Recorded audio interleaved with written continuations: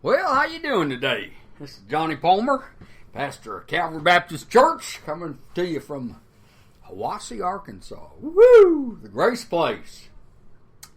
Well, Billy Graham once noted, America is said to have the highest per capita of boredom of any spot on earth. We know that because we have the greatest number of artificial amusements of any country. It said people have become so empty that they can't even entertain themselves. They have to pay other people to amuse them, to make them laugh, to try to make them feel warm and happy and comfortable for just a few moments, to try to lose that awful, frightening, hollow feeling, that terrible, dreaded feeling of being lost and alone. Well, we are a nation in pursuit of pleasures.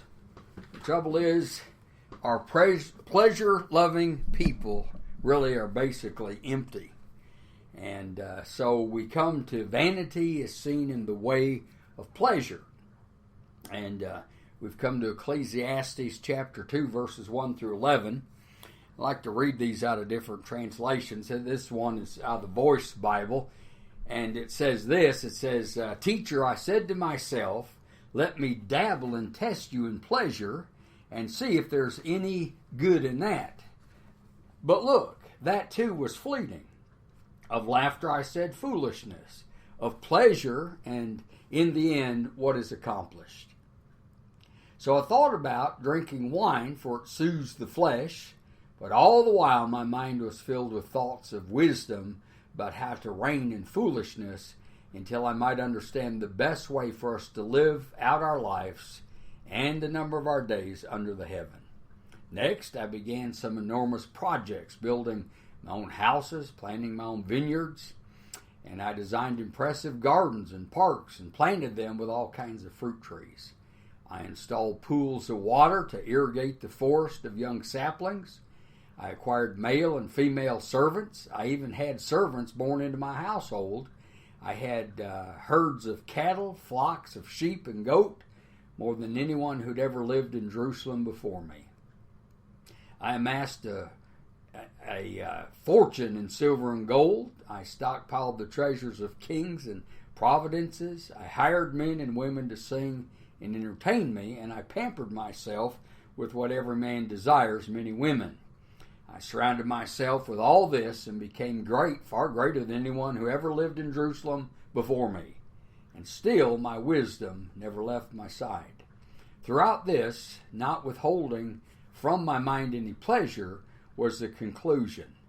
My mind found joy in all the work I did. My work was its own reward.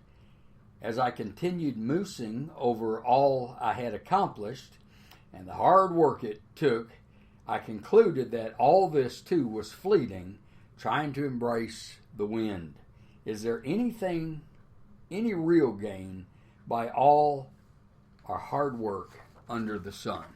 Wow, that's a mouthful, isn't it?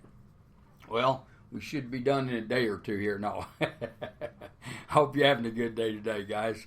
Anyway, let's just look at this. First of all, we have the test. He said, I said in my heart, come now and I'll test you. Ogden said this, the important verb in this verse is the verb test. He said, as soon as we see it, we know that the preacher's not just seeking pleasure for the sake of a good time. He was very scientific, and he wanted to know honestly whether pleasure could help him find lasting benefits. Well, as we'll see, it certainly didn't. And then you have the tested. He said, I will test you with pleasure, so enjoy yourself. Now, the root word for pleasure is that of being glad or rejoicing. So pleasure here, it refers to foolish pleasure or self-indulgent, frivolous merrymaking. Sort of reminded me of Ernest Hemingway. I mean, he was born in 1899. And his whole life seemed to be designed to test the value of pleasure. For example, at the age of 25, he sipped champagne in Paris and later had well-publicized game hunts in Africa. He hunted grizzly bears in America's Northwest at the age of 61 after having it all: wine, women, song, and a distinguished career. Sunday afternoon bullfights in Spain, etc. Finally, Hemingway chose to take his own life, and he left a suicide note that said, "Life is one blankety-blank thing after another." Well, the truth that Solomon found, it goes on to say, "But surely this also was vanity." So he lets us know up front that pleasure could not provide the satisfaction he was longing for. Kind of reminds me of that Peggy Lee's hit song. Remember that? "Is that all there is?" Goes, "Is that all there is? Is that all there is, my friend? If that's all there is, we'll keep on dancing. Let's break out the booze and have a ball, if that's all there is." Well, the problem is, if you break out all the booze on the planet and seek to have a mega ball, you still ultimately remain feeling as vacant, empty, and abandoned as ever. One noted Solomon's pursued pleasure as like a lab rat. He stimulated himself with wine and took notes. What did he find? What does pursuing pleasure ultimately end? It ends in futility, because no matter how much fun you have, at some point you have to wake up to the real world. Pleasure will make you mad or crazy because you have to deny the reality that life is filled with pain. A life based on pleasure doesn't make room for getting fired from your job, or seeing a loved one pass away with cancer, or having a child die in a car accident. The only way to live for pleasure is to deny reality, but reality refuses to be denied forever. Well, then the tiresome search, okay? Tried to find pleasure in laughter. He said, instead of laughter, it's madness, and of pleasure, what does it accomplish? Well, what possible lasting benefit could one derive from mere laughter? Now, in Solomon's day, they had those court jesters. These were people who got by in life by making people laugh. He was what we would call a clown, okay? But he was a clown with a mission, and his mission was to make people, laugh, kind of amuse them. And, of course, in our day, there's a glut of highly paid comedians whose job it is to keep us laughing. Jim Carrey, Steve Martin, Richard Pryor, Steve Harvey, list goes on and on. And we love those old sitcoms, the reruns of I Love Lucy or Andy Griffith or whatever. And they put a smile on our face every now and then. Sadly, the new sitcoms aren't so pure in their antics. Barbara Bush said this: "Everything is amusing these days. Adultery, drunkenness, rebellious children, homosexuals, all are presented with quips and double takes and giggles. We find ourselves snickering at the very thing God condemns." Billy Graham tells about a patient who consulted with his psychiatrist for help, been suffering deep depression. Nothing he tried seemed to help him. The psychiatrist told him about an Italian clown that was in town. He recommended that he go and listen to him. Said a good night of laughter will do you good. And with a look of despair, the man blurted out, "I'm that clown." Well, pleasure and laughter, pleasure in getting loaded or lit up. Verse 3 says, "I explored with my mind how to stimulate my body with wine, while my mind was guiding me wisely, and how to take hold of folly until I could see what good there was for the sons of men to do under heaven the few years of their life." Well, obviously, you read that, he got drunk. Some people say, no, he was just a connoisseur of wine, kind of tasting it. But the language goes beyond a wine tester, folks.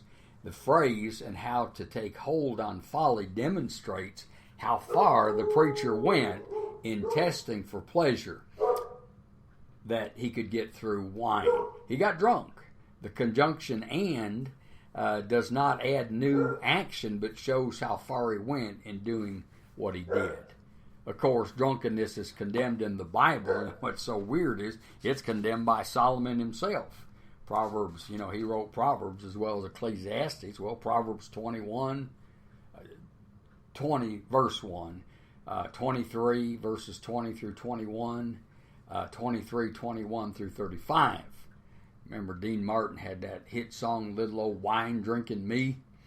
I guess a preacher should know all these songs, but folks, I wasn't born saved, okay? I didn't get saved till 7th of May of 74. But that song goes, I'm praying for rain in California so the grapes can grow and they can make more wine. And I'm sitting in a honky-tonk in Chicago with a broken heart and a woman on my mind. I'll ask the man behind the bar for the jukebox, and the music takes me back to Tennessee.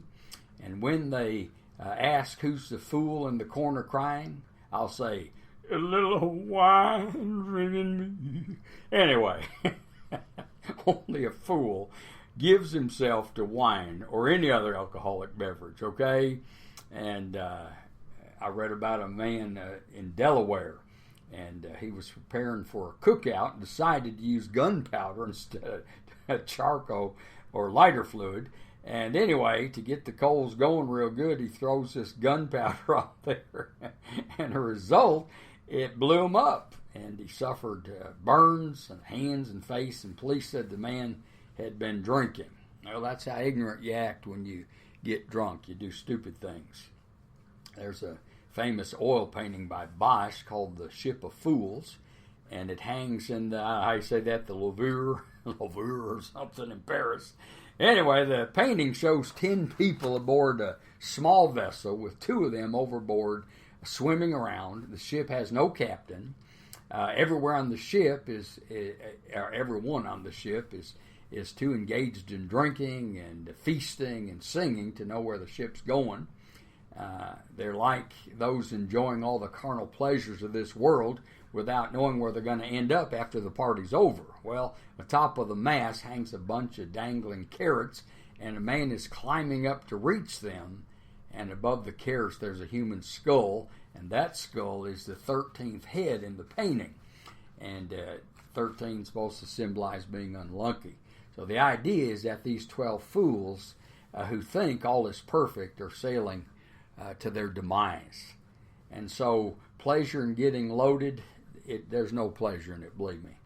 Then there's pleasure through labor. Notice he's involved in architecture. Verse 4 says, I engaged my works. I built houses for myself. Well, we build things, but soon we become disinterested in those things. According to a survey by the American Institute of Architects, 64% of architecture firms are reporting increases in outdoor living spaces. Probably this virus, it's even higher than that.